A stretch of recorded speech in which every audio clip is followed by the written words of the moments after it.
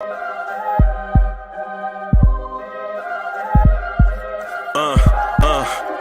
rank where the view is nothing less than phenomenal. For how I express and project from my abdominal. The only view better, both my daddy and my mama know.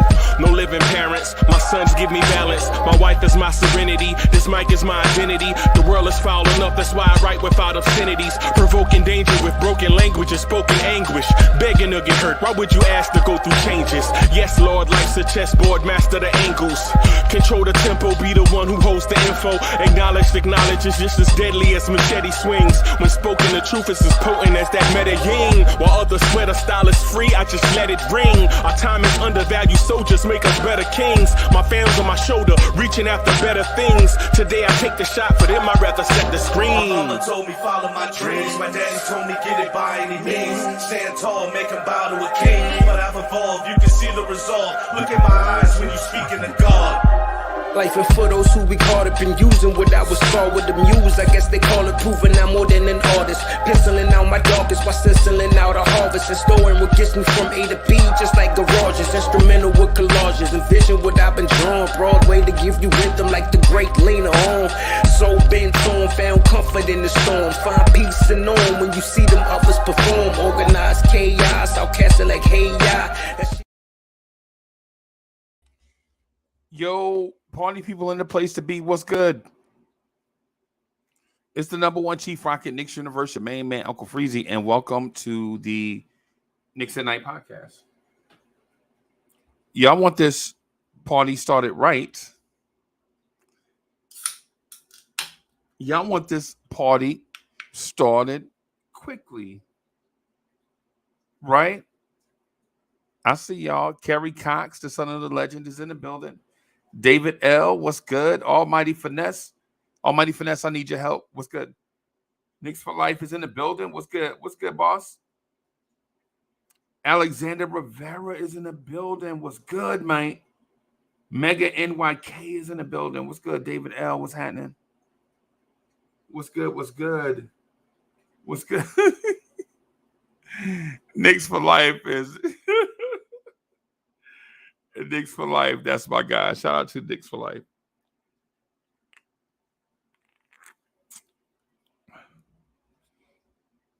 Yo, I'm running a little bit behind. I'm sorry about being late posting one time and coming in a little bit later. The phone started ringing, and then there was one person that I had to call. So yeah, and there's that. Things happen. Things happen. How y'all doing tonight, man? How y'all doing tonight? Man, I'm good, man.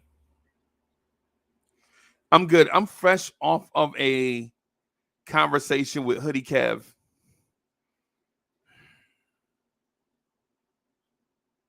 So y'all know what the vibe is already. So you know how your phone light up across the room? You're like, who's that calling me? And then you pick up the phone and you see who it is, and you're like, oh, God, dog. And you got to answer. You got to answer. You know what I'm saying?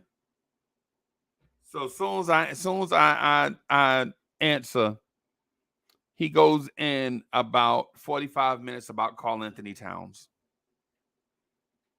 And why Kerry Cox should want Karl Anthony Towns. Right. Why Almighty Finesse should want Karl Anthony Towns. I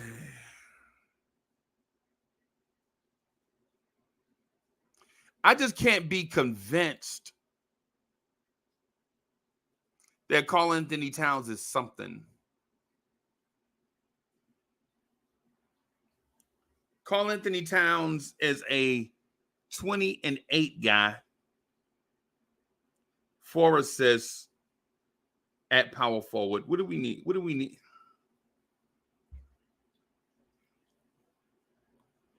Knicks fans, what are we doing?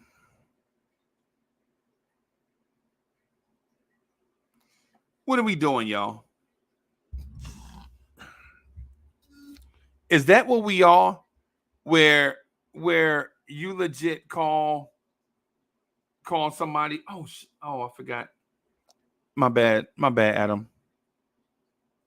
See, that's what happened when the telephone rang and you trying to do stuff, man. My bad. Now Adam gonna think I forgot about him. I ain't forget about you, man. Well, I did forget about you, but not in that sense. BT in the building says no to Cat. I'm interested to see why BT says no to Cat. Is it because he don't think Cat can fix this team, or is it because he don't want to give up the asset that it takes to get Cat?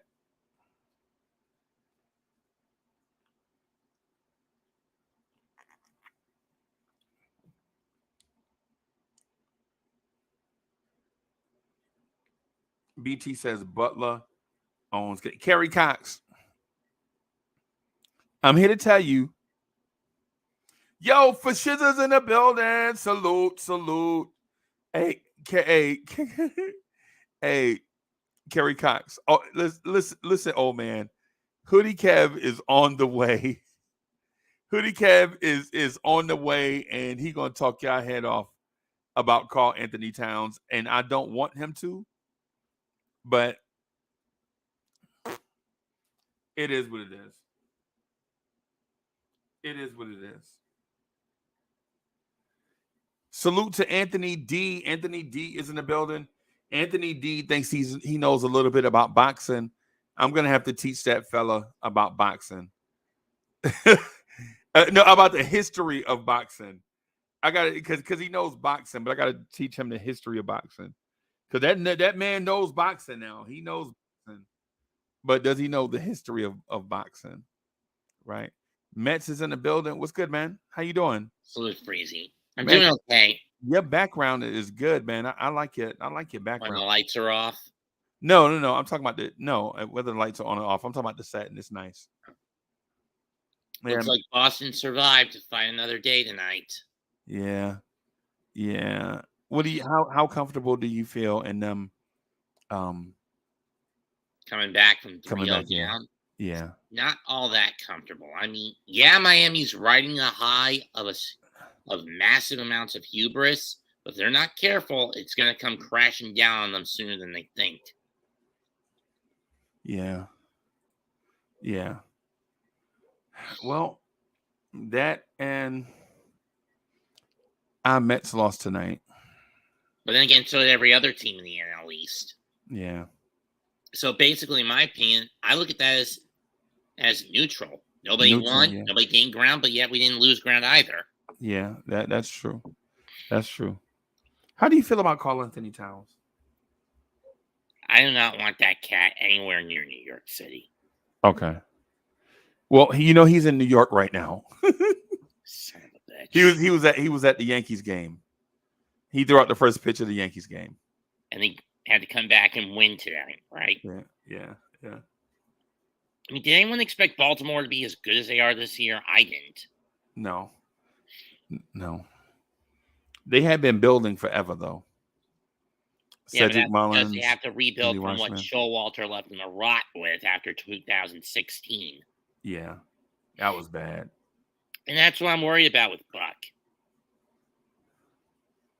This season. And going forward. Yeah. Because I don't give this guy no more than a 3-year leash. I mean, you look at his other tenures prior to Baltimore. New York Yankees, 2.5, 3 years. Arizona Diamondbacks, 3 years. Texas Rangers, 3 years. Baltimore, about 10 years, about right? 10 years, yeah.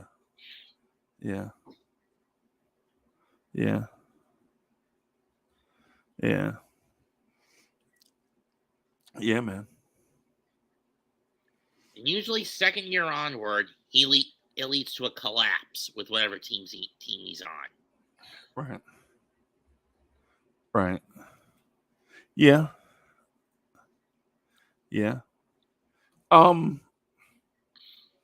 So Cat is in town. The Mets are losing. The Orioles are good. Yeah. I'm in a weird spot, man. Tell me about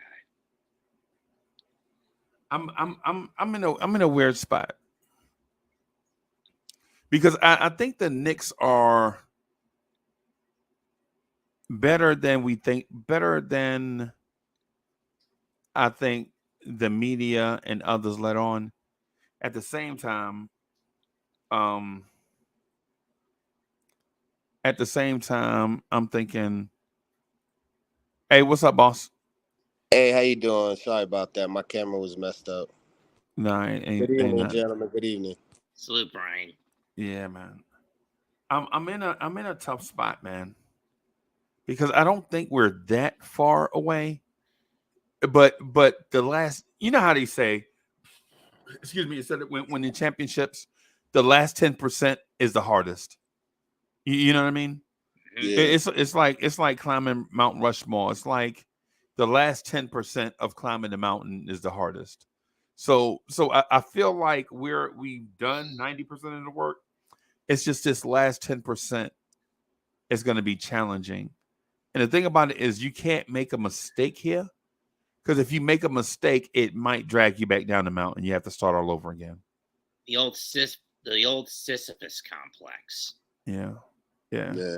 I actually heard some craziness. I heard a lot of Knicks fans talking about they wanted to trade for Jaylen Brown, and I'm Not like, happening. It's nah. in division. I had And to defend it, and it's just like it's just crazy how everybody's like, oh, we can move these people and make this room and that. So I'm like, you're gonna do all of that for one player and re-sign Hart? Like the way that they were talking is just like they just want a superstar here, and I'm like, I agree with Unc. I'm like, I'd rather wait the 2 years and see what we got because if we actually win with what we got, it makes it that much more better. Yeah. Yeah. I'm thinking that we're um, one or two medium-sized moves away. Yeah. You know what I'm saying? I think we're one or two medium-sized moves away. I can't wait to talk about Cat. I'm gonna save that. So yeah, I agree with you, Unc. Bro, you gotta have Cat. You deserve Cat, bro. Mm. Mm. All right, look, when you have a man like Jimmy Butler calling out Cat in practice, playing 2-on-2s with the new guys, and solely picking out on Cat and going at Cat hard, stopping a guy that's bigger and stronger than him. Yes, it's Jimmy Butler, but for him to prove that he can do it, that means a lot of people can follow in his footsteps. So Cat is soft, and this is New York, man. We like Randall. Come on, Cat and Randall, or even if you get rid of Randall, you're replacing a guy who's proven for somebody who has high potential and his health is in question. I'm not knocking Cat's ability. I'm just saying I'm gonna stick with what we got. Right. Right. Right. I I don't know if I'm ready for Cat. I'm not ready for the Cat. I'm not. I don't know if I'm if Because I'm ready for Cat, man. no, I was I, gonna say the real thing is even with Minnesota, he couldn't even make any kind of adjustments to help his team before they got Gobert or even now. All I've been seeing him is pout, be angry, and show a side of him that's unpleasant to basketball. A lot of people may not agree with that, but I see like he's kind of soft to me.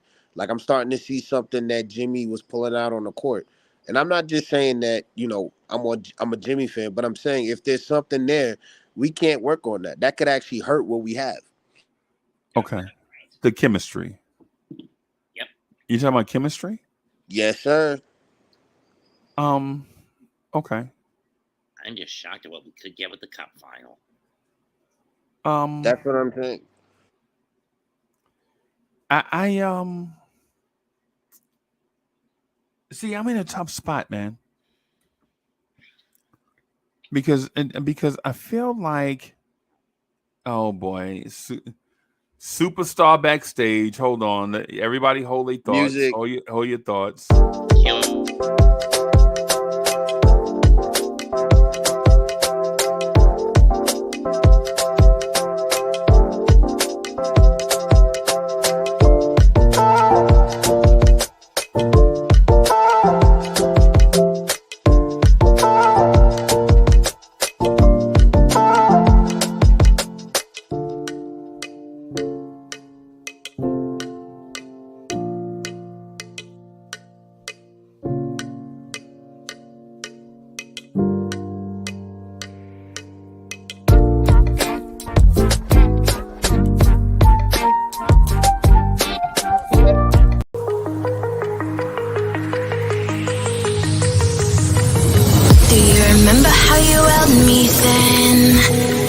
got me reaching out.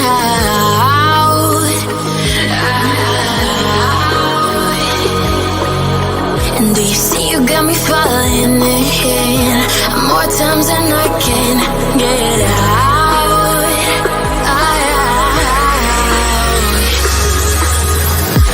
Down in the deep of my mind, I crawl for you and you're always inside. Down in the deep of my mind, how long do I got to keep you, to keep you? Down in the deep of my mind, I crawl for you and you're always inside. Down in the deep of my mind, trying so hard not to keep you, to keep you. Fellas, how y'all? Doing all right, Yo, yo. General. Yo. Yeah. What's General. good? One in the panel, in the chat. What's good, boss? Hey man, doing how all y'all? right, gentlemen. I love when I heard the word chemistry. Oh, son. That's the word. Yeah, man. God, why do I feel like Good I just smoke. walked into the den Yeah. and grandma like pick a switch, boy. Me need you to pick a switch. Go on. Yeah, man. Wop, Yeah, wop. man. Wow. Yeah, I feel like Mets. I feel like I'm just gonna say this to Mets because we were talking about it first. Mets, I feel like, man, I'm in this nebulous space of move forward but don't move at all. Kind of like I feel like an old school anime. Anybody in here into anime? Smoke, you like anime? Yeah.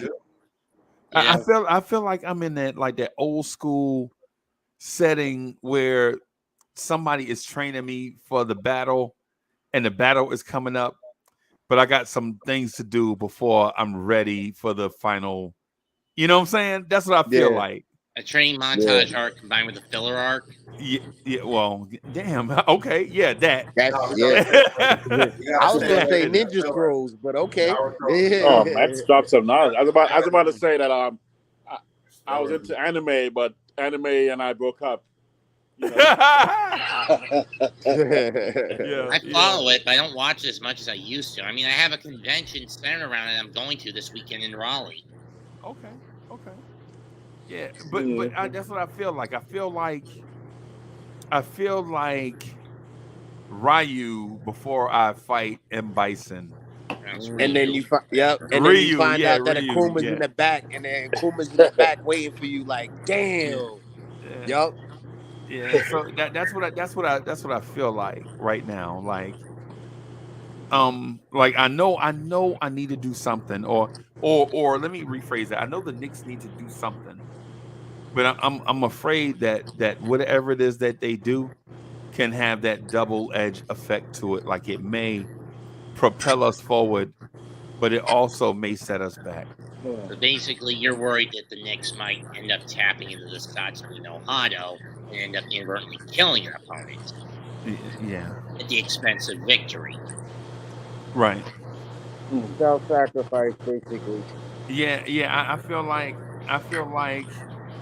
if they do the Karl Anthony Towns trade and they gut the roster to get Cat, right? And we find out that Karl Anthony Towns is not the piece.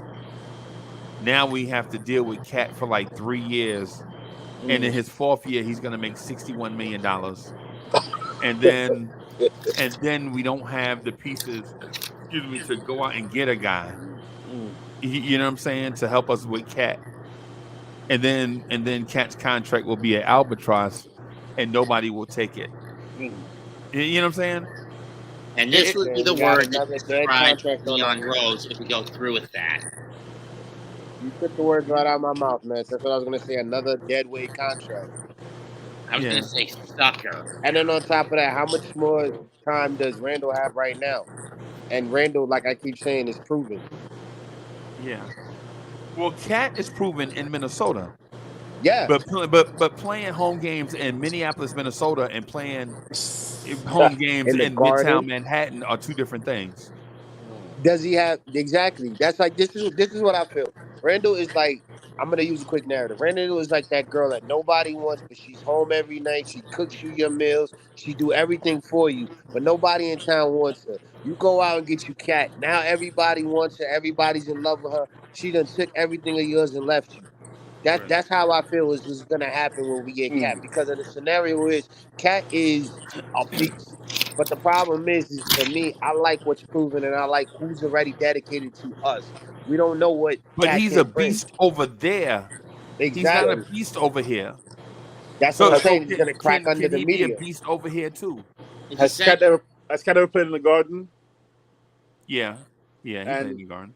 and Can he obviously handle he them? didn't turn it up because like Cam Johnson, those guys will show up at the Garden. If you don't come to the Garden as a visitor and at least put up one of your better games where we remember you and be like, oh man, And then essentially, I it's think similar to what Met fans are going through right now. Pitching rotation's been basically stymied. They're panicking. Some fans are panicking. Oh no, we need to get Shohei. We need Otani on the double. Right. You know how much we have to gut the roster to get Yup. Shohei from Anaheim? It's the same And way with and Roger Clemens. yeah. And if you get Shohei, guess what? That doesn't guarantee you'll win the World Series. That's one player you still That's gotta what yeah. Especially Yeah. when look how little he's been able to do to help the Angels progress. Right. Yeah, that's my point. Smoke, that's the point that I'm getting at. Like, what if you go get Cat, and what if you go get Cat what if all it takes for you to get Cat is something small, like Mitch, RJ, Grimes, quickly, and 4 first-round picks. Something small like that. And if that's all it takes to get Cat, and then you have Cat, Randall, and Brunson. I wouldn't do it. No. I don't. You see my face. I don't even want to. That's why I'm just staying quiet because I thought you was Lions. I don't want him at all. Lions. I am, but I don't want him at all. So I don't. Lions. I don't even want to engage at? in it. I don't want to engage in a conversation that I have no true desire to engage in because I came, and I'm not saying I don't want to talk to y'all. What I'm saying is the simple fact that I don't like his makeup. It's not built for us. You know what I mean? I know that we like to throw around names and then we like to pretend and live in these hypothetical, make-believe worlds that we have these players, which we should be doing as people that have these conversations. But I don't like his makeup. He don't rebound like that. Matter of fact, they moved him from center to power forward. That's why they got Rudy Gobert in the first place. So we're going to move him back to center when he's not even a good rebounder and he wants to play on the perimeter and he's an inconsistent shooter. He's not going to benefit us as much as people pretend that he may, Right. He's like a cheaper version of Embiid. That's what I look at him like. I'm saying you got the Embiid version and then you got like the generic version. That to me is Cat. Right. He was struggling with Wiggins. He's struggling with the new dude, Anthony Edwards, and Gobert. He struggled with Butler. You think he's not gonna come here and contribute to struggling? Come on, man. See, my thing is, what's good? Go ahead, Adam. Carl Anthony Town is not the answer. Okay. Well, okay. Let's do this then. Well, who is the answer, Smoke? That's a good question. I think we just need to build on what we have, as I've been saying like previously. Probably, I don't think we need to make a big move at this particular moment. I think we just need to add some specific role players, a couple sharpshooters, whether they be specific to 3-and-D or like a Duncan Robinson, somebody that could just at least give us a threat, so that they could worry about us, so it loosens up the offense or the defense. I mean, on our offensive players on that end of the court, stuff like that. I don't think we need to be thinking so broad because we are building something and we're not there yet. But that's me. That's how I feel. Yeah, and this team is no near close to making it to the NBA Finals. Nope. They're far from making it to the NBA Finals. They have a lot of changes that they have to do to make this team eligible to make the NBA Finals. And it starts with the coach.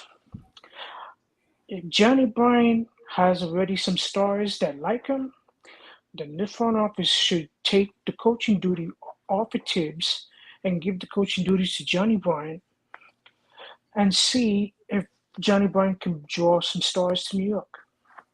Yeah, that only work in Disney movies though, Adam. Yeah. Johnny Bryant ain't never coached an NBA game in his life. Nope. Ever. No, I mean, if I would be with you if Johnny Bryant had done it before and he had a track record, but everybody likes the backup quarterback, bro. Until they start. Yeah, everybody likes the backup guy because they hadn't seen him because he's a mystery. Everybody likes the mystery man. I would say this. I think Hulk TV said, "Hey man, just go get Embiid and Jeremy Grant, and we'll win a chip." Okay. Yeah, right. What is the fascination with Embiid? I don't understand. He's an MVP this year, but the guy has never really gotten that far in the in the playoffs. He always gets to the second round and then he breaks down. But we got a guy like Randall who made it to the second round. And you guys are just discarding that. I'm talking about productivity over a quick fix. That's a band-aid on an open chest wound. Nobody said trade Randall. Okay, so how will we get Embiid and Grant? Grant is a free agent. Embiid, sir? Hey man, you have 7 draft picks over the next, or I'm sorry, 11 draft picks over the next 7 years. For Embiid? Down to 8 since we gave away 3 of them this year. You get our big man. You get Mitch. No, you didn't. Well, you gave away 1.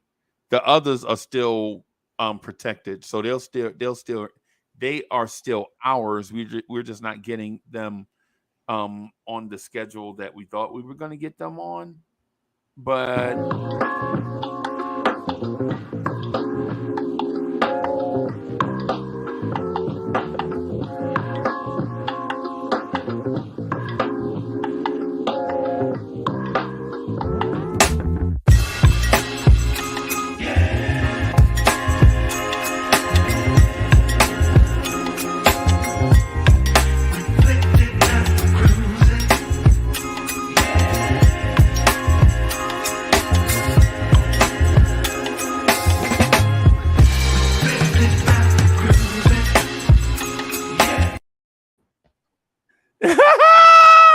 my man flexing, you had me backstage laughing.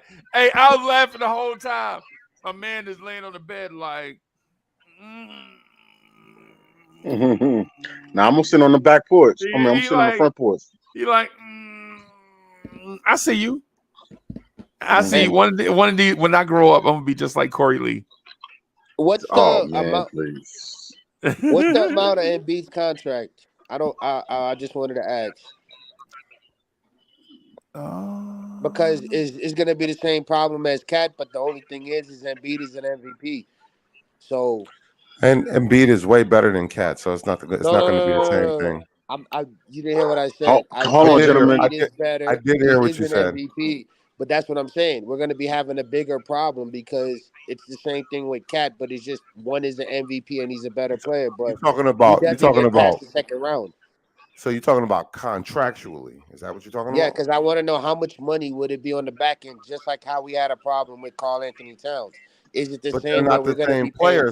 See, one player is not producing the same, so the money is a problem. But when the person produces, the money is not the problem. You see what I'm saying? It's not the same. So it's levels to it, bro.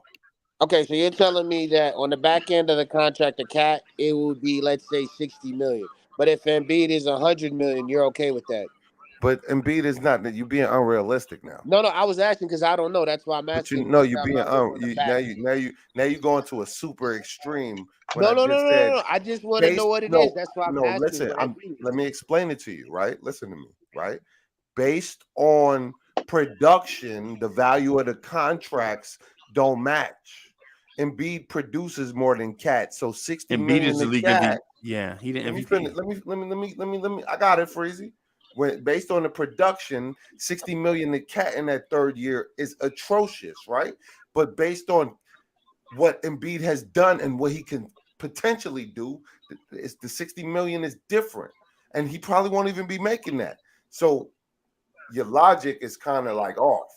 Okay, I'm asking because Embiid is an MVP, like I said, wouldn't his difference be more than 60? Unlike Cat, that's why I said 100. I'm trying to see what the end is because that difference is it's gonna still hurt our cap. Are we gonna have the financial backing to hold it? Or are we gonna deal with Embiid breaking down after next year of 6 or 7 games? We've seen this before. We've seen it with Porzingis. We've seen it with the dude from I forgot from the Celtics, Hey, Hayward. BT, let me ask you this: would you be asking the same question if we had Giannis? Come on, man, that's a dream. I won't. I mean, I'm saying. No, I can't. I'm asking you. Would you be asking the same question if this was Jokic? They haven't been hurt and they produce. But what I'm saying about Embiid is, I just want to know Embiid how is that the league contract is looking. MVP. I know, but how's the contract looking? That's why I asked you. Would you be asking the same question if this was To be Giannis? honest with you, no, I see what you said. To those guys, for me, because I know I'd be getting them at their prime, and they're not injury like Embiid is or Towns. I would be more easier to just go with it because I already know. Hey, let's just run with it because it's Giannis or Jokic. But what I'm saying is my problem with those two specific players is injury. They both produce well. They both are good players. Yes, Embiid is the better one of the group, but Embiid's health is always in question, and he never passed the second round healthfully. I would take Jokic because of that, and I would take Giannis because of that. Yeah, it sounds like to me that you just don't like Embiid. It sounds like you prefer Giannis. No. I'll take Embiid, but what kind of Embiid are we getting? Because, like I said, the problem I have with Embiid is I need that Embiid healthy all year long. I would love to have him, but is he going to be healthy?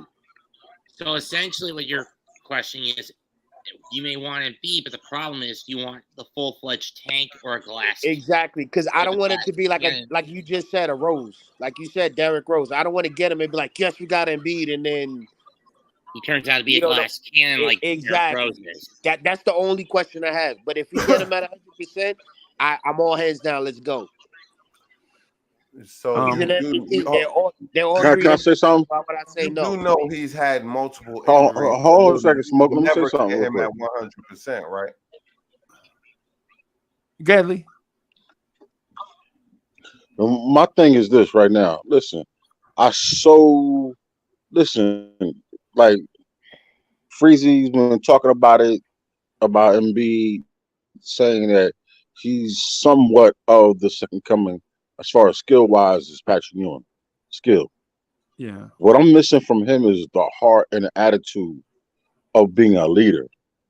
He's too much of a nice guy to some degree.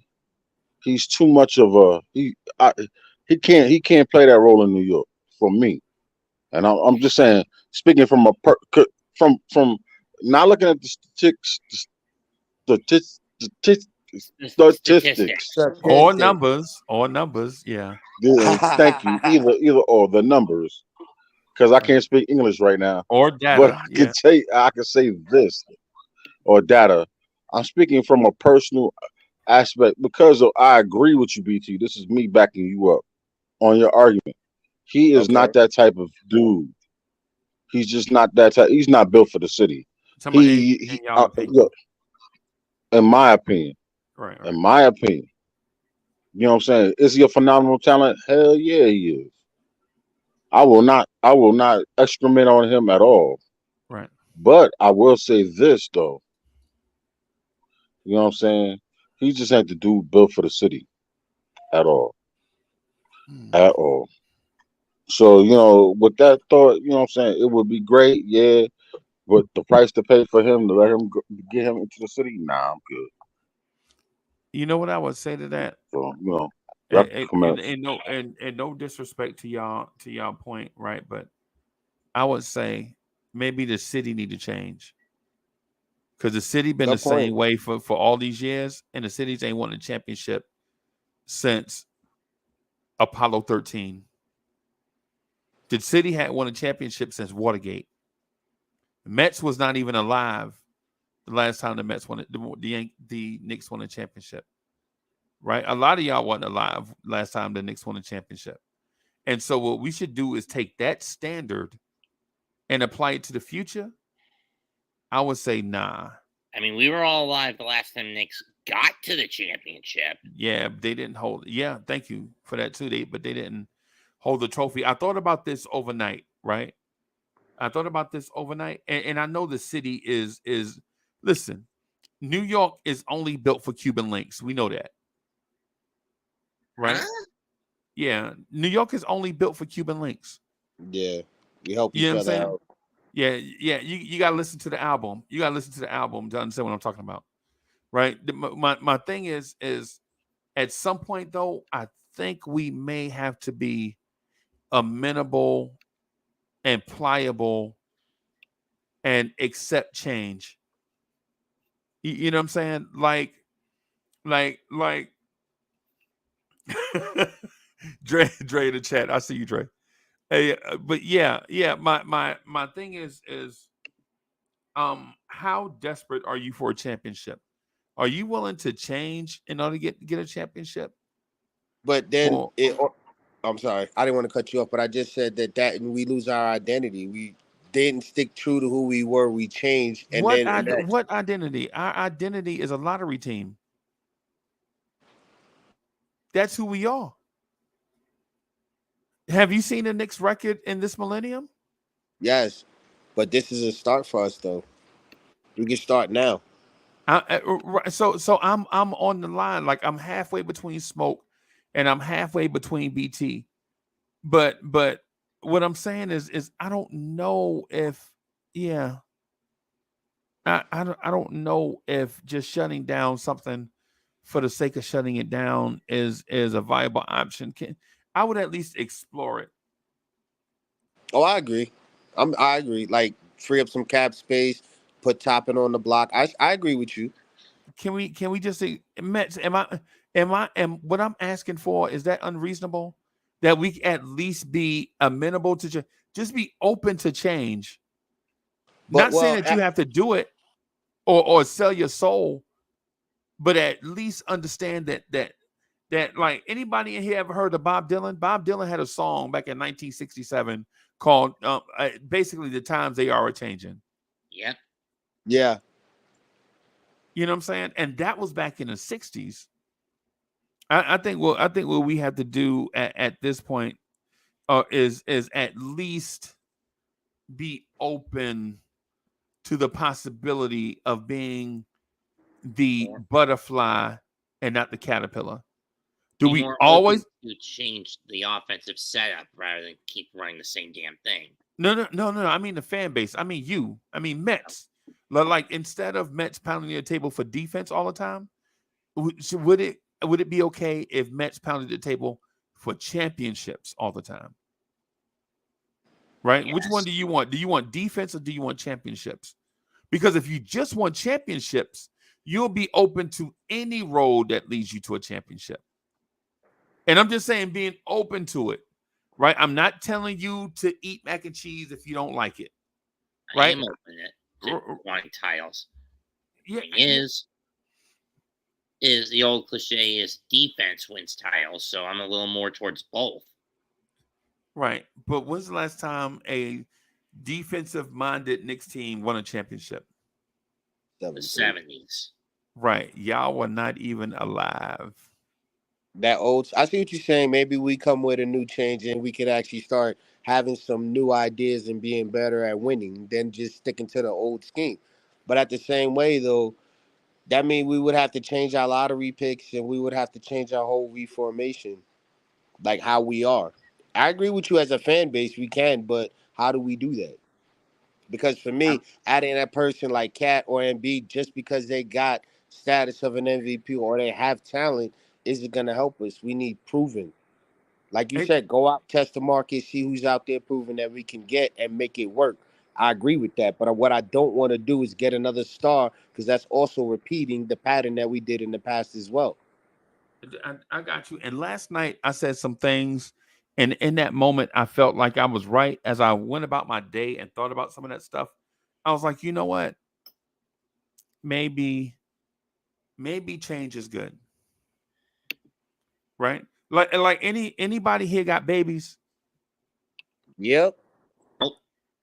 Yeah. So it's like it's like so. Chat. Basically, what I'm getting at is you know how you are one way, right? And you just see yourself one way, and then when the baby come, you know the baby is a version of you and the missus, right?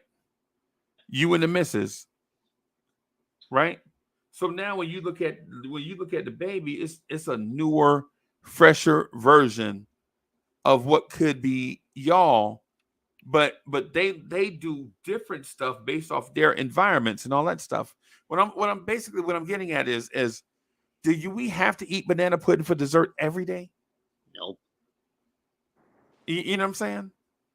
Matt, you get what I'm saying? Like, do you eat the same dessert do you eat the same meal for dinner every day?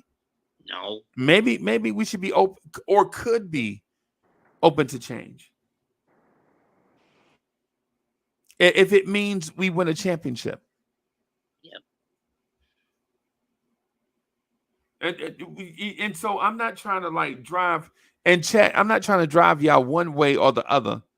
I'm asking y'all to help all of us think through these processes. Like I'm legit have the wheels spinning in my mind. That's the reason why we listen to so many people, man. You know, it's one of those things. Is like maybe a new, fresh idea takes us from using the typewriter to using the computer. Like Moneyball and baseball type, where they use the analytics, using three players to do something that one big player can do, but the consistency of the three players supersede the one superstar. Right. Okay. Right. Adam, you see what I'm getting at? No? Yeah. Yeah, I see what you're getting at. Like Adam, do you eat the same thing for breakfast every day? No. No, there's variety, right? You're open to new, that's what I'm saying. As a Knicks fan, are we going to stick to tradition, or do we try something new? Let's roll the dice and do something different. But let's learn from it too, though. Let's just not go out and just try all random stuff. Let's actually create a system that we can grow and be like, this is where we made our mistakes and adjust. That way we're growing and learning and seeing what we're doing, not just breaking it down and starting all over again. Hold on a second. See, stop, because we did that already, and we got a culture. Now we just need to add to the culture. That's the thing y'all fail to realize about. You understand what I'm saying? But one good thing about Tibbs, he established the culture of discipline and being great soldiers in the proverbial trenches. You understand what I'm saying? Y'all do not, you know what I'm saying? That's the thing y'all miss. You know what I'm saying? Granted, you know what I'm saying? Our key two cogs out of three really didn't show up when we needed them the most. I'm not saying that I do not want to get rid of neither, but if it brings something better, then that's what's more important. But the most important part of it all is keeping that culture together. You understand what I'm saying? That winning, we are one type of situation, family, all type of that scenario.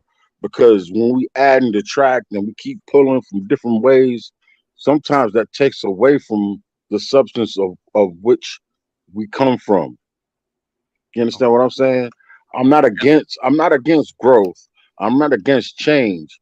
But what I'm against is taking away from what we built. But That's look my at what biggest go. issue. All right, Look at hold on look right at there. what. Hold on right Go there. ahead. Hold on right there.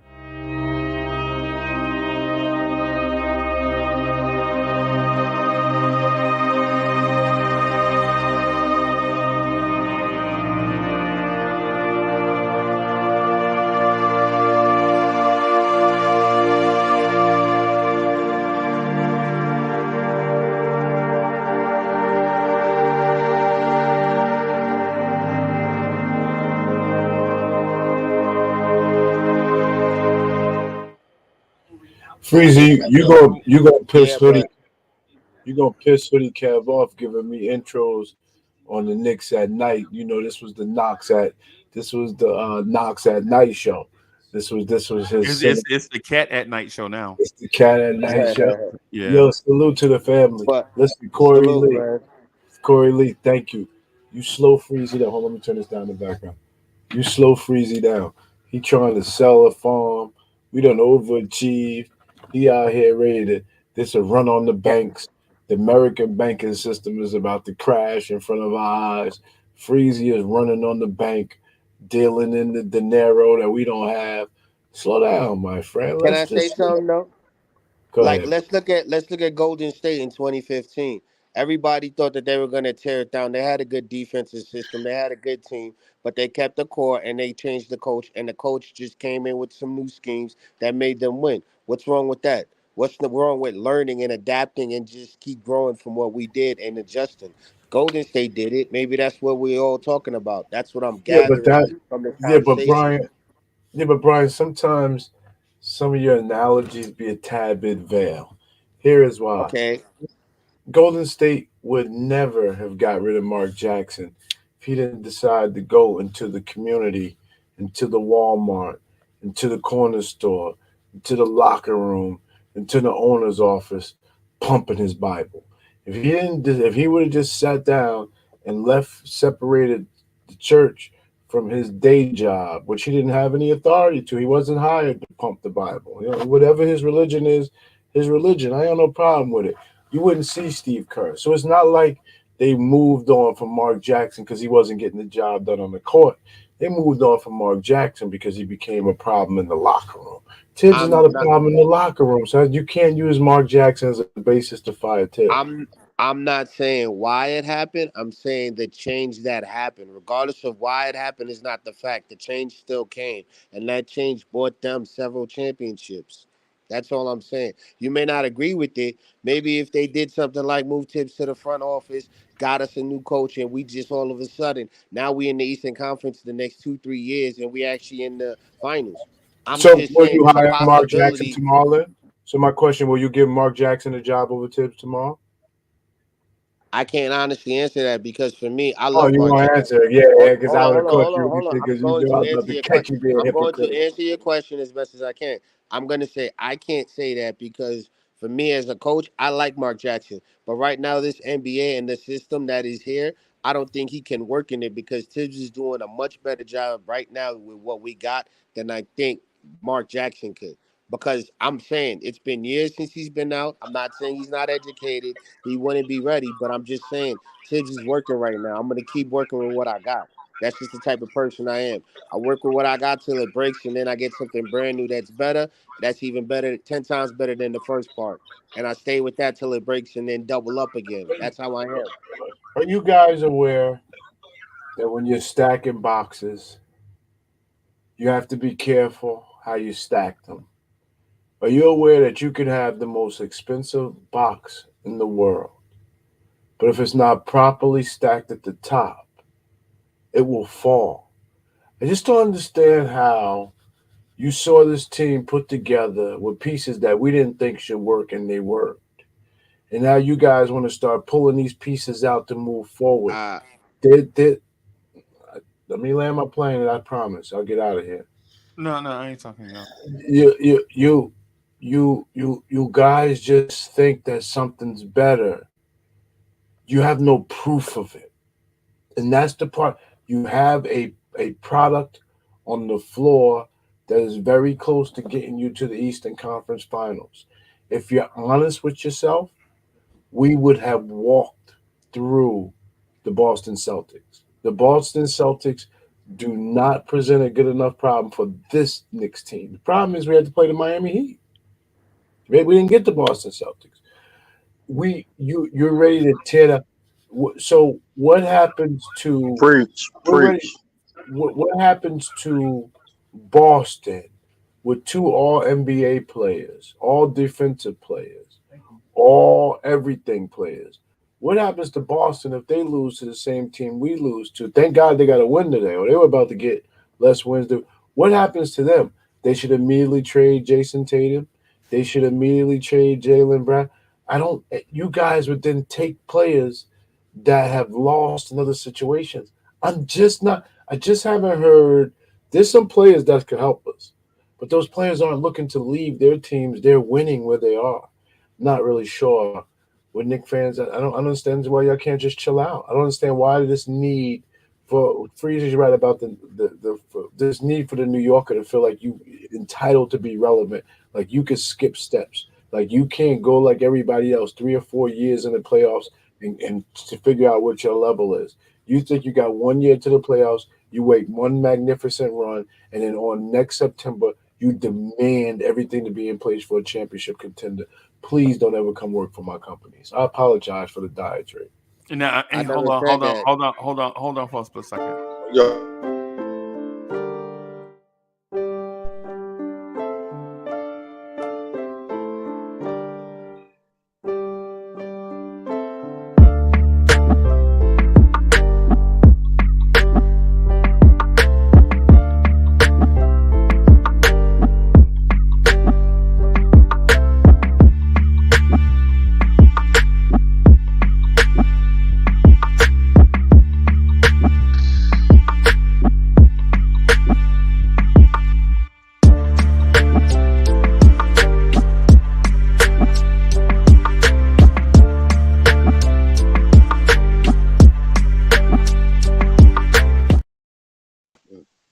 I Now, never said that. y'all My in bad. trouble now. Y'all in trouble um, now. What up? What up, Man, I everybody? know What up, basketball fam? hey, man is in what's the up, Drake? building. Dre, salute. What How up, are you Lee? tonight, What up, man? Mets? What Yeah, up, yeah. Freezy? Hey, What up, Wiz? What up, Adam? What up, Brian? What up, Jack, G.I.? What up, Lee? Miguel, What up? What up? What up? What up? What up, Dre? What up Yeah, to the chat? so what I was saying about that is let me is let me explain or get a look. hold on. What I'm saying is not that I'm against what Gia said, right? I think what I said may be mistaken, right? misinterpreted. Right? Yeah, misinterpreted. Yeah. What I'm saying is being open to the possibility of changing certain stuff. I'm not demanding pounding the table. I don't have a gavel, right? I'm not pounding anything. What I'm saying is as Knicks fans, we should be open to the possibility of options. It's the reason why I asked Mets, does he eat the same dessert every day? And it's the reason why I asked Adam, does he eat the same breakfast every day? It's because I feel like in these listen, opportunities are fleeting. The dude that feels like opportunity is gonna keep knocking on his door is the loser. I know people like that. And they like, man, the man holding me down. No, opportunity knock. And you let opportunity leave you and go to the people next door. You didn't take advantage of an opportunity. And then you say the man hold you down. Oh, Adam Silver hate the Knicks. Nah, when the chance is there, when you have the hammer, you have to swing it because you don't know when the opportunity is going to come where you ever have the hammer again. That's what I'm saying. Man, listen, we're at a spot. We're a very good team. It's the reason why I told Mets in the beginning, I felt like I was in an anime book because we're in a spot, in a nebulous spot where things are right within our reach, right? But one false move can mess everything up. Mets, you remember me saying that earlier? Yep. Right. So, and I also said the last 10% is the hardest part of it. Remember me saying that earlier? Uh-huh. That's what I'm saying. I think y'all misinterpreted what I'm saying. I'm not saying change everything for the sake of changing. What I'm saying is opportunity is there, take it. It's good having that option. That's what I was getting at, BT. I'm not trying to throw BT under the bus. BT, all I'm saying is, Yeah. and Lee, what I'm not saying any of that stuff. What I'm saying is you never know when you'll get to this spot again. So you need to take advantage of the opportunity while you're here. That's what I'm Well, saying. I yeah, will throw All right, BT. hold on. I wouldn't throw BT under the bus either. I'll throw BT over the bus so he can land where a tractor trailer runs over him. BT. I swear, y'all don't I hear love you, me. BT. Yo, I know it. here's the here's my concern. Actually, we think that basically based on what we just did in this past season is a proof of concept, right? It's a proof of concept. I think maybe to generate or build a nice, let's say, Dell PC. I don't know if you guys know Dell before your time, young kids, but Dell was a computer PC, Com- you know, Compact. I remember Compact. You used compact, to say.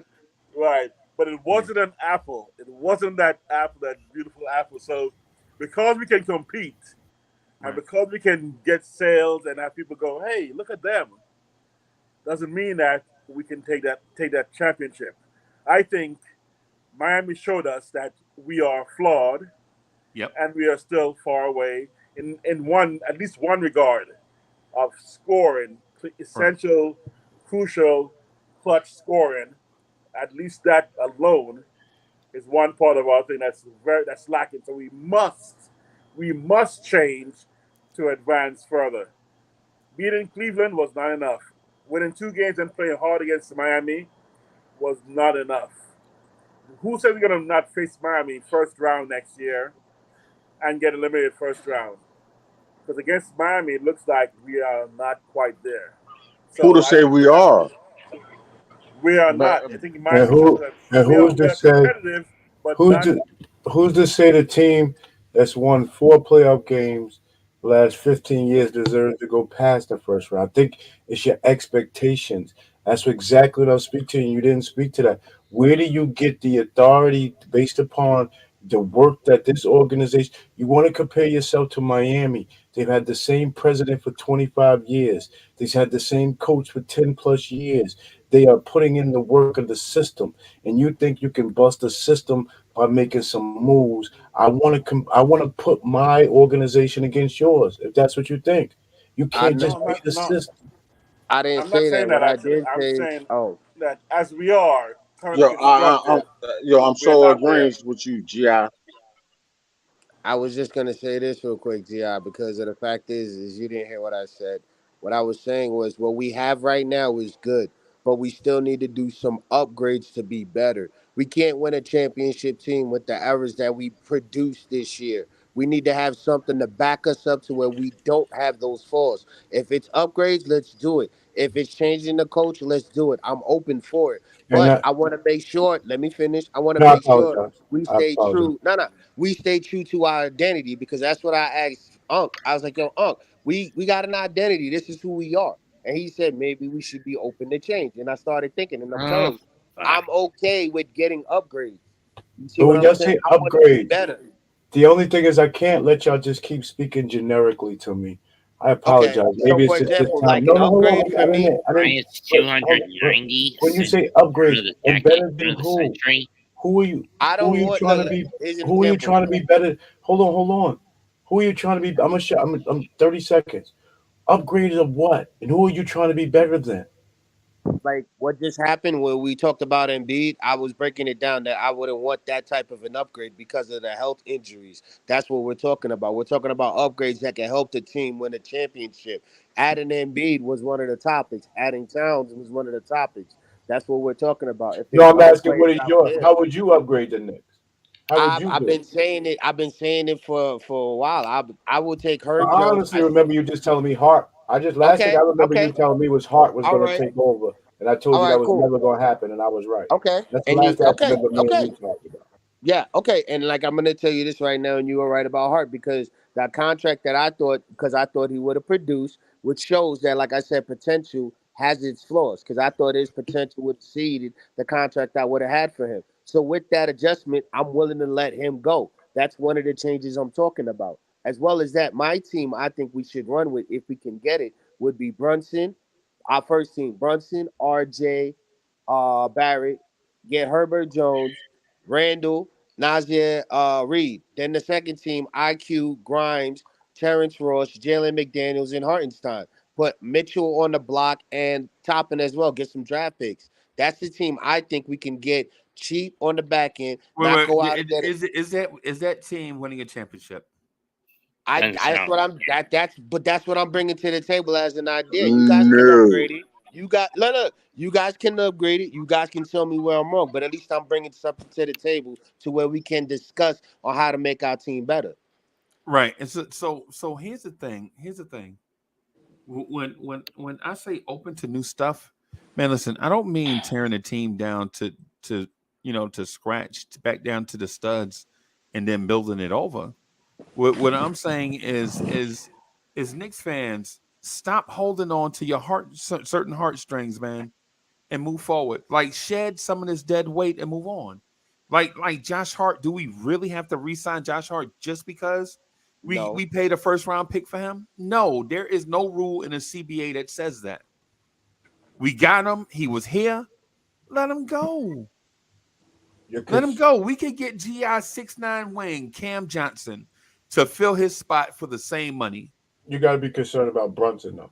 That's the only thing you got concerned about. Does Brunson want Hart here? And if Brunson want Hart here, then you leave it alone. You try to figure it out. This team is built around Brunson. Period. How many championships have Jalen Brunson won in the NBA? 0. Jalen Brunson is the only player that the Knicks could get with a championship pedigree today. He's the only one that, and why does he have a championship pedigree? Because he's won at every level he's won at, and all he does is when the lights get bigger, he plays better. If he gets the right supporting cast, I assume he's going to soar even higher. He's showed you nothing in his career has showed you different. Right, but let me ask Corey Lee this. Corey Lee, based on what you heard from GI said, keep that player happy, right? But don't the old timers also say it's about the name on the front of the jersey and not the name on the back of the jersey? Oh, I totally agree with that.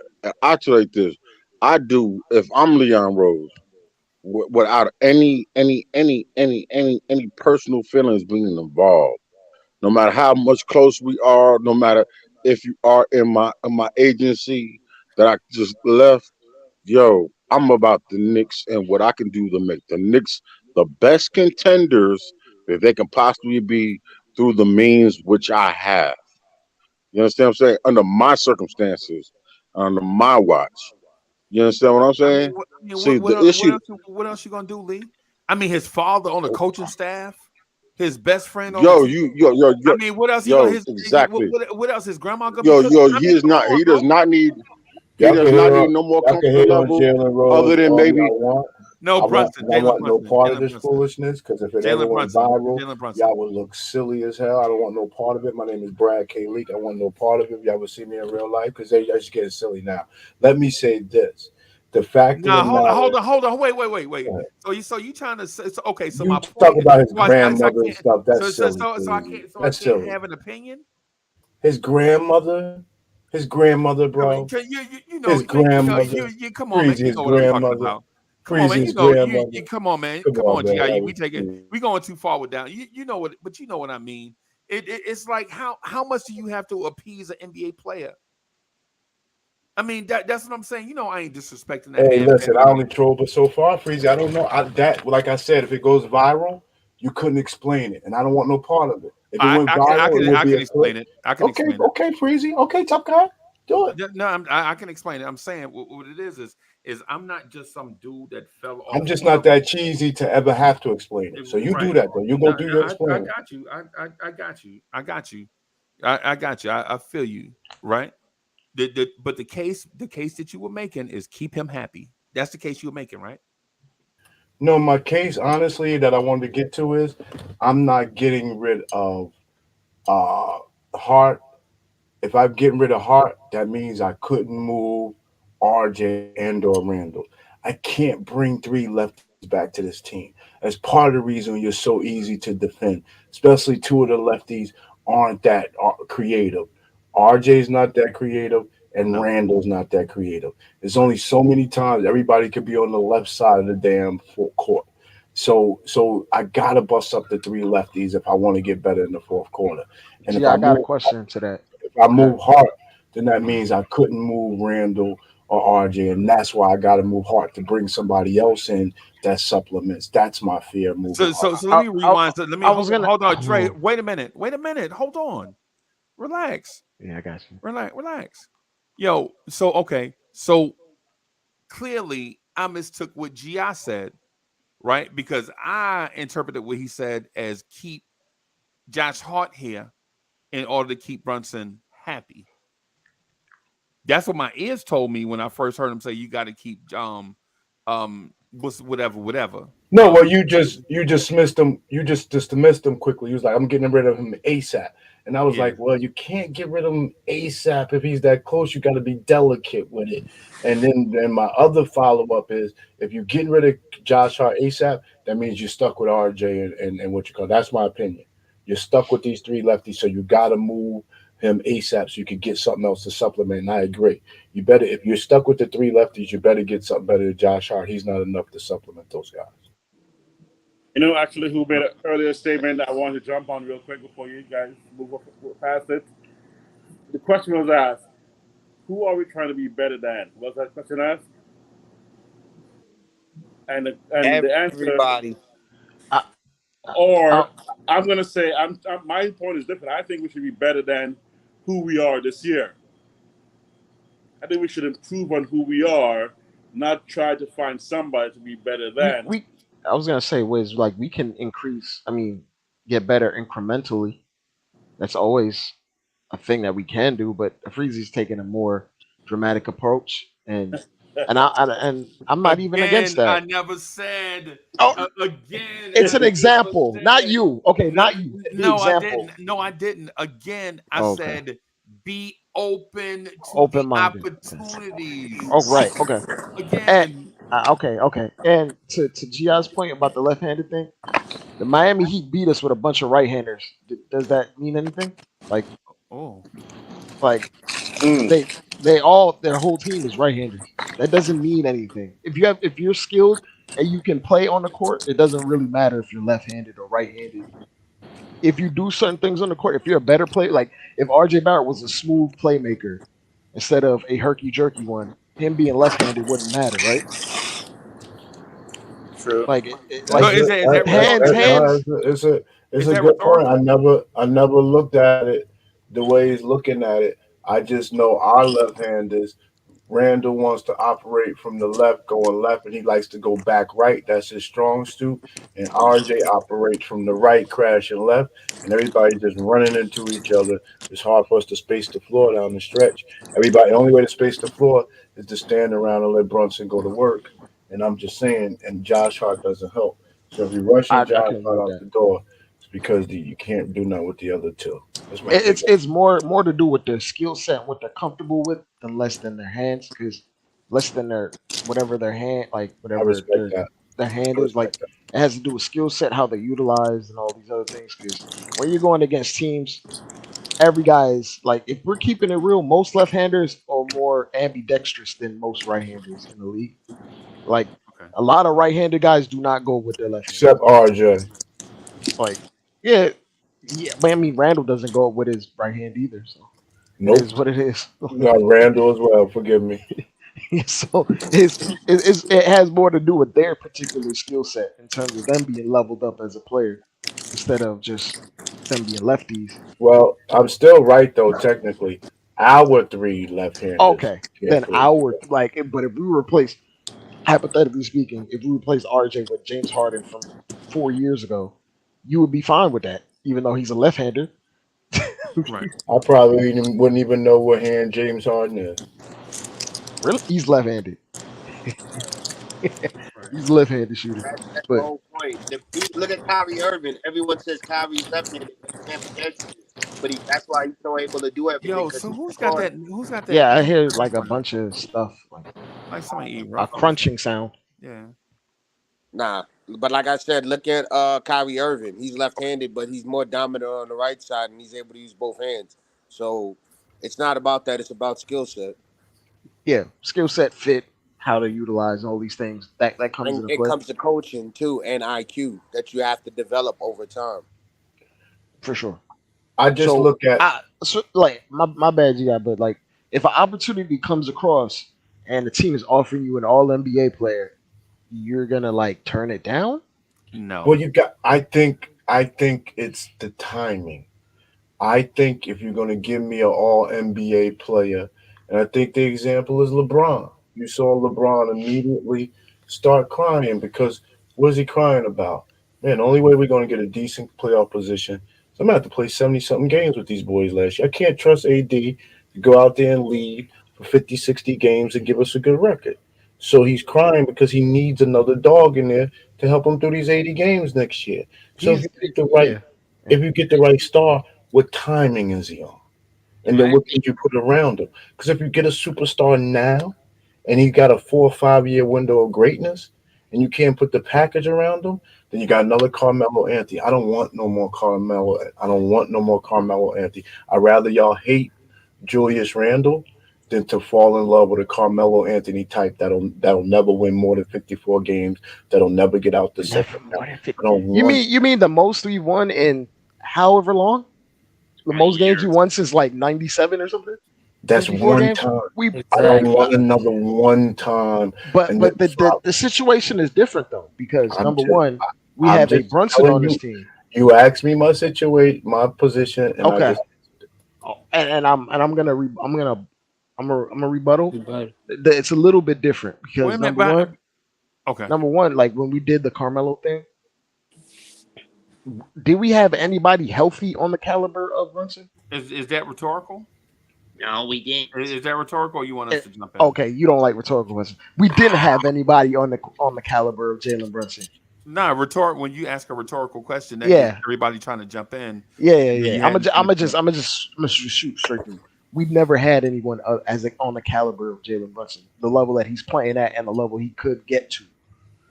When we did do the trade, we assumed Amari would be healthy, but he was already on borrowed time with his knee, right? Right. It's a totally different scenario. Like we won 54 games without Amari.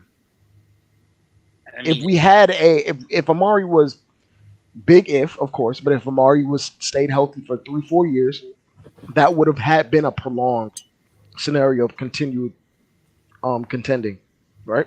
we would have that would have been a prolonged period of contention if we had gotten Amari in the 2002 draft instead of waiting until free agency of the 2010-2011 well, season. forget that. You're going back too far. Yeah, Let yeah. them. I'm not. Yeah, I'm just saying because we already have a particular person in place that was supposed to be Amari in that scenario. If we do get an All NBA guy, we're pairing two guys together, and then you build around that over the course of three, Brunson 4 and who? years. And who you got to give up? Brunson and who? I just don't see it yet. But Brunson and who you got to Yeah, give I up? don't know who actually is available at this current See, moment, but it's too I'll throw hypothetical it for out my there. brain. You would be averse of trying to get Joel Embiid? I'm hesitant to get it. Yeah, so I lived in Philadelphia. I watched the process. I was embarrassed for the Knicks through the process. And to be here now today, I never thought. I thought Philadelphia was going to win 4 championships. I was like, man, the Knicks. How come? Soon as the Philadelphia got all them picks, number one in a row, they made them change the rule from to this new It's lottery. the step The union. year they changed the rule is the year we get number 3 pick. Now we got lucky getting number 3 pick because I would not want John Moran's team and I would not want Zion Williamson. I'll go to sleep well tonight saying I'm happy we have RJ Barrett. Y'all never heard me say that before. It's the first Agreed. time y'all heard me Agreed. say Let that. me True. jump in. Let me jump in right here and just real quick a history lesson. Right. Carmelo Anthony, one of the greatest Knicks of all time, played for the Denver Nuggets for 8 years. We traded for him. So saying that Joel Embiid, us going after Joel Embiid, makes y'all nervous, I think y'all are bugging out. You did the same thing. Right, The salary.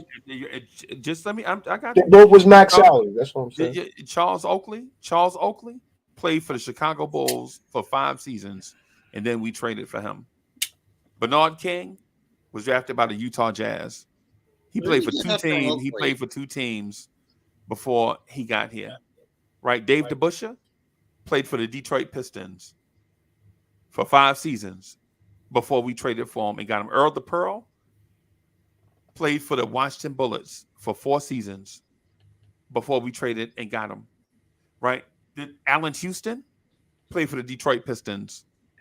Latrell Sprewell played for the Golden State Warriors. Larry Johnson, Right? Larry Johnson, the Charlotte Hornets. Bro, all these all this stuff that the Knicks shouldn't consider making a move, and all the guys that I named, when we acquired them from another team, they made us better. So to just say, just off the cuff, say, I'm nervous about adding the league MVP in his prime to our team. I'm nervous that he won't make us better. I think it's onesies and twosies. I don't Yeah, think he'll find none of those. I don't Quick think none of question, those players. Crazy.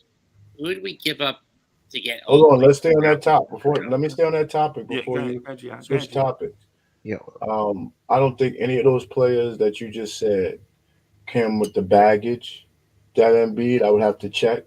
Embiid comes with serious baggage, whether it's his injuries, whether he gets in shape, whether it's his passion for basketball. We talk about bringing winning players in here.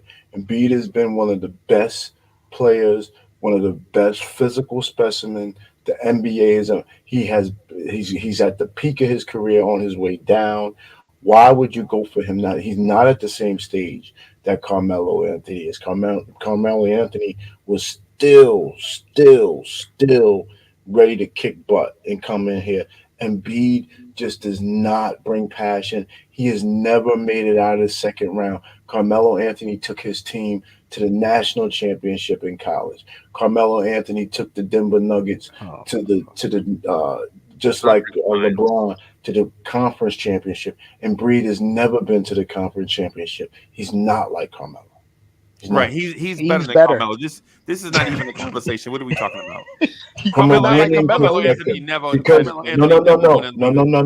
Wait, Carmelo Anthony never won a league MVP. Period. Whether he's more talented than Carmelo, yes, but we're talking about winning.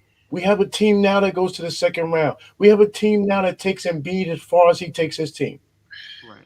So you said we upgraded. What did we upgrade? How can y'all prove we upgraded when Embiid has had all-star players next to him and only made it as far as we made it with a bunch of scrubs? You guys are bugging. There's no historical. He's losing to teams with other All NBA guys on him. Like, it's not like he's lost losing to teams too. We losing to the same teams. There's no difference. He loses to the same teams we're losing to. He's no better. Miami. He's not making his team no better. We lost to Miami, bro. Miami's about to go to the. What are you talking? Oh my gosh! They can go to the finals, but that doesn't necessarily mean like you have to aim. If you want to win a title, you have to aim above being just better than Miami. Right. Sorry, not sorry. Yeah, I mean, if you guys you said you know basketball, and if you know basketball, and you think there's ever been a team that's just been a bunch of scrubs for 20 years that you pulled together and pulled the franchise together overnight and made the right moves to make a championship, yeah, you know basketball better than everybody because it's never. Okay, I'll give you one. Who on that 2000? Hold on. Who on that 2011 Mavericks team was a championship winner? How long was Dirk? Before they did it, bro. Dirk won an MVP. Dirk won an MVP and lost in the first round. How long was Dirk on that team? Dirk was there for 13 years. Yeah, our Dirk has been here 1 year. Our collective Dirk has been here 1 year. You're not getting it. No, you said you compared it to the Dallas team, and I said no. I'm talking about it has nothing to do with tenureship. I'm talking about straight talent. Like you're saying. Are you not suggesting a bunch of losers? You're calling you not suggesting? You're calling Embiid a loser. Suggesting that next year the Knicks can make moves to win a championship. Am I not hearing that out of you? No, to get closer to one, I don't think winning one, but get closer. Inch closer. Ghetto, can I just say something? Go ahead. You said that you asked me and I didn't answer, but I've been waiting. And you said, I apologize. What are we trying to be better than? Everybody, the champions is the last team standing. They are so you just want to skip steps. That's what we exactly. You just proved my point. Be better than everybody. I don't know how to make those steps, but I'm bringing something to the table. That's what I'm saying. You just want to skip steps. You proved the point. How am I you skipping just want to show up in September. No. You don't know. Ghetto intelligence. Didn't you hear the list that you asked me what I'm bringing to the table? I bought you a bunch of guys who BT, you got to call him. We got to call him sir. I'm sorry, what I'm saying? He is from Northern New Jersey. No, I'm sorry, sir. No. Ryan is trolling. Ryan, don't go for it's that. cool. But now, listen to what I'm saying. It's not about skipping steps. The whole point is everybody wants to be the best team, and the best team standing is the champion. That's who we want to be. There's a process to it, and what I'm saying is bring something to the table and actually show that you're bringing something to the table. We adjust and learn, and we grow. That's how life is. You can't just sit doing the same thing every day. You got to learn, grow, change, and adapt and overcome. Develop your game. A lot of our guys are stagnant, but we got to go and get those guys that can be a dog and be like, yo, I know you got dog in you, bro. Let me see that thing. Ooh, feed off of me. I got you. That's all I'm saying. We got to find our niche because right now we're hot. I'm not talking about knocking it all down. The goal is to win the championship. And the champion is the best team and the only team standing. Okay. Man, look who here. What up, Ron? Man, Hey, how you doing, boss? What up, hey, Ron? man, hey, I'm doing good, man. Little rough situation going on my Hey, end, man. Ron, I'm My sorry. dad, How you doing, man? Yeah, Ron. yeah, pops lost his sister, man. Oh, damn. Day My after condolences. we had my niece's wedding, and 5:00 the next morning, I'm getting a phone call with my daddy's sister right after the wedding. So, yeah, little rough, man, but I hear y'all boys, man. I hear y'all loud and clear. Everybody want the same thing, man. I'm hearing y'all want a championship. Yeah. Championship, you need talent to win, man. You need talent. You need talent, and I'm gonna tell y'all like this. For me, we come back with this same roster. Don't expect no second round because really it was all about who we drew in that first round. Ron, stop it. No, Ron. Hey, man, you gonna let me talk, man? How you gonna cut me off like that? How you Because you're gonna cut everybody else off in the aftermath. I mean, you ain't But even anyway, let go me ahead, talk. bro. You talking about what? You don't know Go what I'm ahead, gonna bro. do. I'm just saying right now. I You got a disagree. crystal ball. I'm talking about what you doing right now, Corey.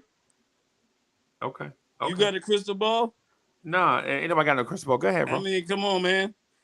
But the thing is, man, there's talent in this league, man. And I'm sitting there listening to people debating about whether or not you go get Joel Embiid. That's a no-brainer. That's a no-brainer.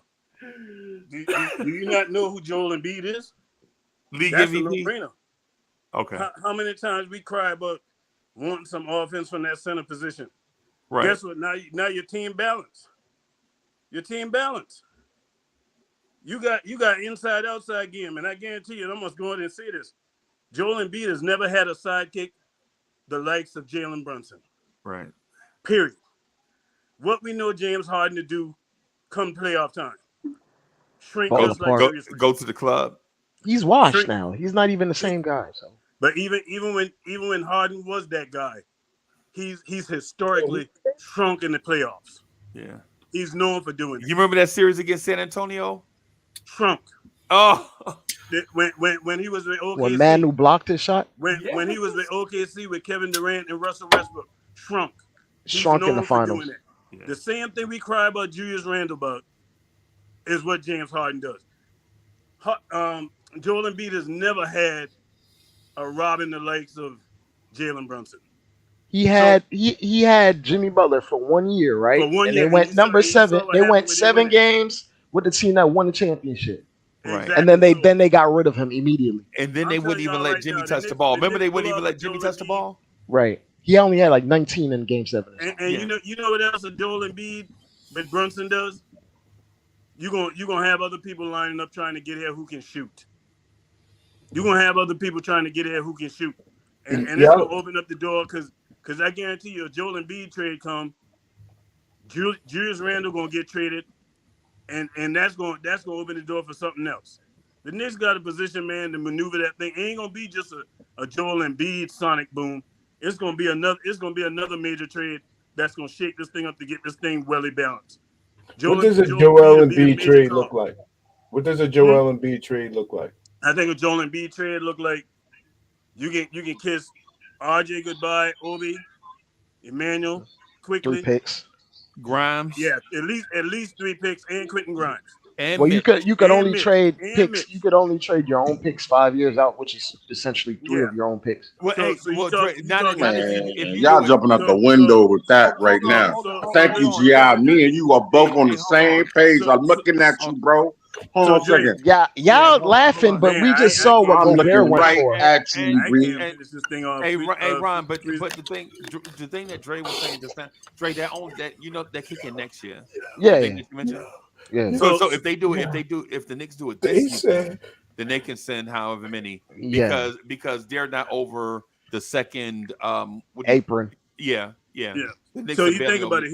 so You they can send send out how three many ever first they round want. picks: Obi, they said Mitch, RJ, IQ, Grimes, Joe, RJ, and then you hold Julius off to send in Obi. another package for We only somebody got else. 3 players to play. Now you send Julius out to bring in somebody else that's gonna make up that big three. You know what I mean? And then you can fill in because the rest of that's gonna be fillers. That's gonna be your shooters. Hey, Lee, but let me ask you this. If you're not giving up that much for Embiid, how much would you give up for Giannis? What? I'm not giving up none of that for none of them cats, man. I'm not dehydrating my team just for a player. That's yo. I'm not saying y'all. Whoever believes I that, agree.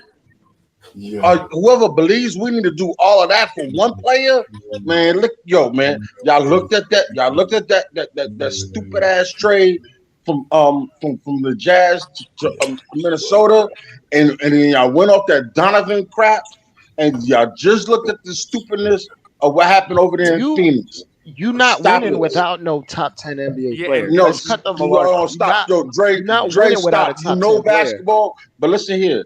I But know. you're not Well, winning without no top 10 man, player son, though. you bugging. You You bugging. not Y'all can go ahead and criticize me all day. Lee, listen. No, you cannot. You cannot justify that to me. You cannot Carmelo justify. was a top 10 player. We didn't win. Real quick. Carmelo was a top 10 player. We didn't win. How about the Carmelo YG? Not like that. How about Not the like YG? that. No, sir. You right. Okay, You one right. second. Because we How about You the made right. trade? I terrible don't want no moves top in player. terms of Hey, hold on, hold on, y'all. I'll Hey, take hold on, 3 y'all. top. I'll take 3. I'll take 3 Right. top 5 players. How about that? Instead of one top 10 player and one how we gonna get 3 top. top 5 players? We gonna draft them? I'm Where just are we saying. getting these? I'd Where are rather we getting these what players? I rather He take meant 3 3 top 25. 15 place players. Yeah, there you go. He meant 25. Okay. Yeah, how about this? How about Lee? How about actually Real not Lee? talk, How about man. everybody else? Hey, Y'all go just I'm talking ahead, on Ron. top conservative of each Which other. when it front comes to that. office is going to do this deal? Which front office is going to Man, do a whatever, deal, a man. Y'all can blockbuster dream deal, about and take whatever a high y'all want. risk? I'm done. Yo, which front office is going to do a high risk deal like that? Are you talking about the front office Hey, that we've seen for the past 3 years? Wiz, how is it high risk when you trading for the league MVP? High risk, I meant, well, I don't mean high risk. I mean blockbuster. I mean a team changing deal, dramatic team changing deal. This front Right. office does not. Wiz, in 1989, would you have traded for Michael Jordan if Jordan was available? I'm not saying I wouldn't do it. I'm asking about the front office we currently have. Because clearly all Lee would day. have traded for Michael Jordan. Lee would have been like, no, I would have I'd traded rather, for Michael I'd rather Jordan, but I have ain't getting Jay off half my Edwards and team Rick for Michael Chapman. Jordan. No, I'm not getting off half my Yo, dream Freezie, in I'm not 20 saying years of I my wouldn't do the future. deal. 20 years. Get I that. hear you, Lee, Yo, boy. I Lee, hear you. Lee, I'm not saying I wouldn't do the Exactly. deal. I'm Exactly. saying I'm not this front dramatic. You office does not crazy. have the cojones to do this deal. They are not risk. They're so risk averse that they are scared that if they pull a deal like this, it doesn't work. They're gone. I don't think they have what it takes to go for a major deal. Even Donovan Mitchell last year, I guarantee if Age came back and said, "Okay, I'll take your offer," they'd be like, "Okay, one second, let me think about it. How about one less draft pick?" And I think they would be so afraid to make a major deal like that they're not going to make the deal. I'm just saying, as far as has not shown to me that they have what it takes to pull the trigger. They will not pull the trigger. So Wiz, so the best option Hold on a is second. Nah, man. See, now you talking so about the busting option your gun at anything that come at is your to way, man. keep Mitchell Robinson, right? Mitchell Robinson is the answer. No, I'm saying they should do the deal. I'm just saying they don't have the I cojones to do it. I was I gonna say say do the deal, but they don't have it what it takes to pull the trigger. I, These guys, But this front office does not have what it takes. I was gonna You say mean mentally, like, or approach wise, they don't have what it Exactly. takes. That's Yeah. what I'm But saying. here's Yeah. the catch, though. Here's the catch, though. Everybody No, knows no. that the Knicks haven't won a championship in so long, and we are so drastic to do any random changes. So how does that help the situation? They're all gonna bump up the prices. They're Facts. all gonna try to get the Facts. upper hand on us Facts. because they know that. Exactly. So again, like I've been Hey saying, yo, learn and hey grow. yo. Don't just I jump don't Obi think up. that's plays. factual with this front Yo, office. Obi plays Time with out. Harden. He Come plays on. with Tobias Harris. He plays with Tobias is Maxey. trash. He plays. He plays all these players that better than the Knicks right now. You would take Tobias Harris on the Knicks for what he makes?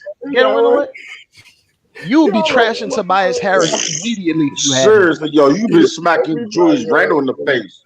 I'd rather keep Julius Randle. At least I know I get 25 or 10 out of him. Time out. I'm gonna say this. The Suns made their trade, right? And they flamed out in the second round due to injuries and lack of depth, right? I know 100% for a fact they would do the same deal all over again. Of course they would. Hold on a second. That's why we flamed out.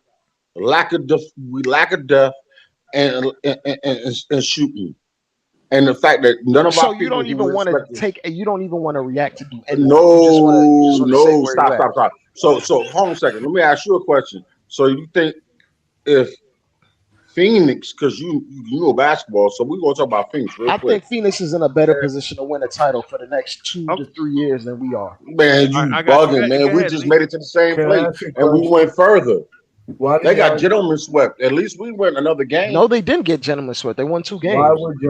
Why would y'all rather overpay for Embiid if you know if we overpaid for Michael from Brooklyn, you know we'd be a much better team. Thank you. They would never trade him to us. So that's a decent move. Let's get real. They would never trade him to us. Hey, They would never. G.I., when's the last time the New Jersey Nets Brooklyn franchise traded with the Knicks? No, I'm just saying, but we want to hypothesize. Why not ask for? And you know what? I'm scared of Toronto. I think all 3 of those forwards might be frauds. They haven't done forwards in Toronto. Hey, Siakam? G.I. My man's preach, G.I. Do y'all know how dangerous we would be with Brunson and Embiid? I mean, let's just look at the fit, not what you got to give up. You go from the outside looking in, man. You look at the old man, white. We wouldn't be good with just Brunson. Embiid is unstoppable. No. Okay, so you're saying just he is. Obviously, he is. Because he was unstoppable. He'd be in the conference final. Here's the problem you're going to have with Embiid that you're going to be pissed off about. He only plays 60 games. He only plays 60 games. And you're only really winning 35 or 40 with him.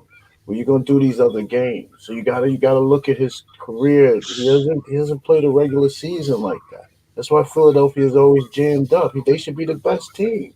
G.I., would you take 60 games? And the argument. Hold on. Joker? Why y'all telling me Embiid? If we're gonna hypothesize, why Joker is not going nowhere. Like that's not realistic.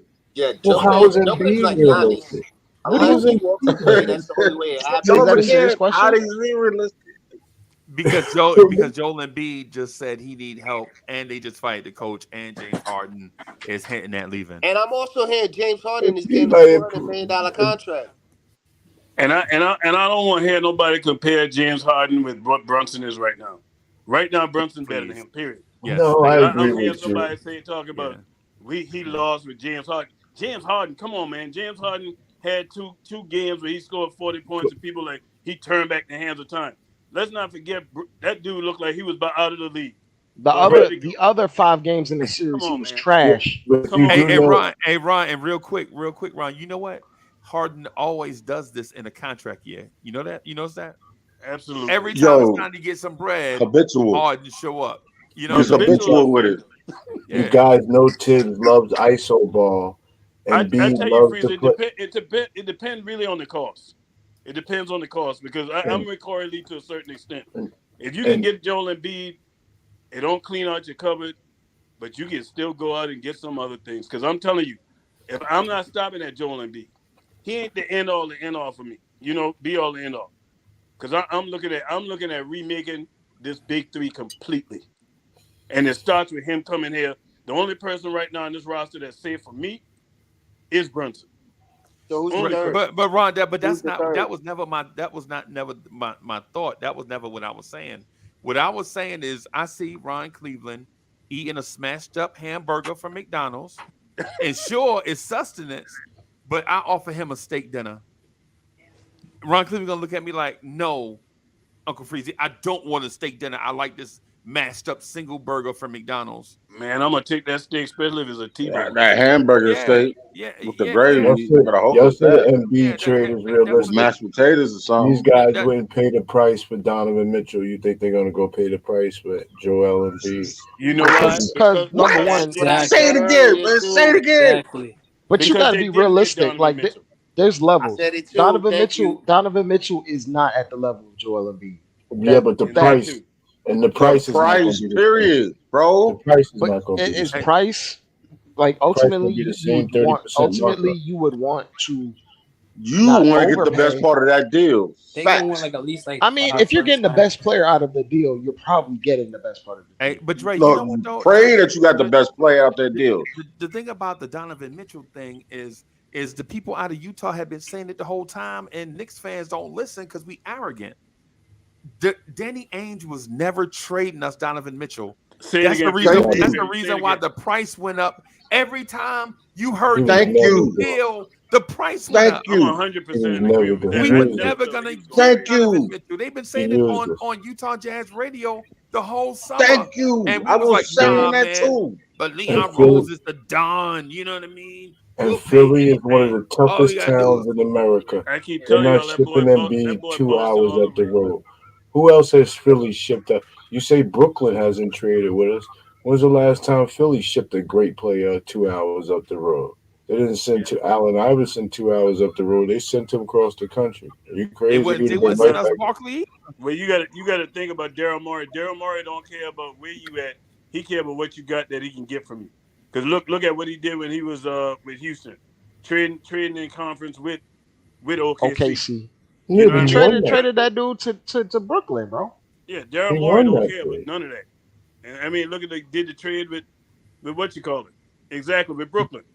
Yeah, but he didn't send the assets to OKC. He got them from Compensation, OKC. Show me where he sent assets in conference.